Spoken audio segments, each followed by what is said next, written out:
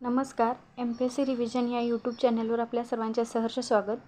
पॉलिटीची उत्तरे आपण बघणार आहे. सेट बी प्रश्न क्रमांक 51. भारतीय संविधानाच्या कलम 165च्या संदर्भात राज्य सरकारचा कायदेशीर सल्लागार म्हणून महाधिवक्ता असतो. ऑप्शन क्रमांक 3.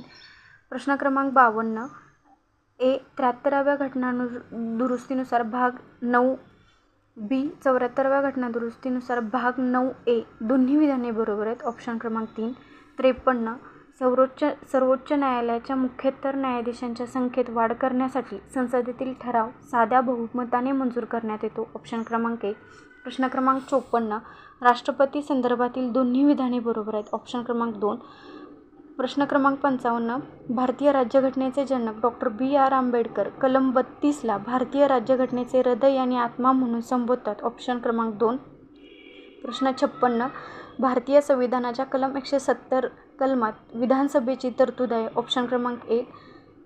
प्रश्न क्रमांक 57. अनुसूची 7 मध्ये केंद्र राज्यांमधील अधिकारांच्या विभाजनाशी संबंधित. ऑप्शन क्रमांक 3.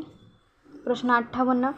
कलम 273D भारतीय राज्यघटनेने महिलांना पंचायतींमध्ये आरक्षणाची तरतूद करते. ऑप्शन क्रमांक 3. प्रश्न क्रमांक 59. भारतीय राज्यघटनेच्या संघराज्यीय वैशिष्ट्यांमध्ये येत नाही.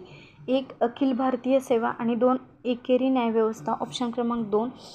प्रश्न क्रमांक 60. त्याचं उत्तर ऑप्शन क्रमांक 3 आहे. प्रश्न 61. त्याचं उत्तर निश्चित सांगता येत नाही.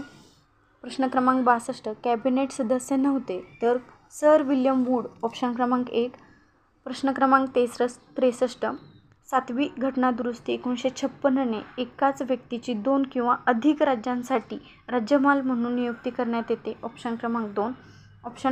प्रश्न क्रमांक 64. त्याचं उत्तर ऑप्शन क्रमांक 3. प्रश्न क्रमांक 65. समाजवादी धर्मनिरपेक्षता संज्ञांचा समावेश घटनेमध्ये 42व्या घटनादुरुस्तीने करण्यात आला. ऑप्शन क्रमांक 4. धन्यवाद.